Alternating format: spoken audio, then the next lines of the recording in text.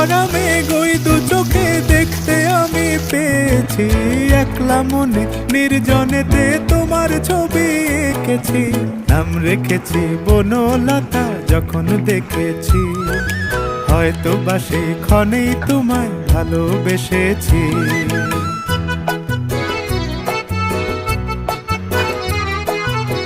বনলতা কথা হয়ো না গো কুণ্ঠিতা, বনলতা কথা হয়ো না গো কুণ্ঠিতা। একটি কথাই শুনবো বলে তাই তো কাছে এসেছি। বলবে কি গো আমিও তো তোমায় ভালোবেসেছি।